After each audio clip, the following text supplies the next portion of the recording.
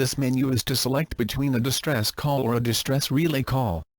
Click arrow left key, or arrow right key, to make the option distress relay flash, and click next, to select. The geographical area, to be called, can now be entered using the numerical keyboard. The area to be described is defined with the coordinates of the left upper corner, north or west corner, and in degrees of latitude and longitude. The reference point is the values entered after north and east.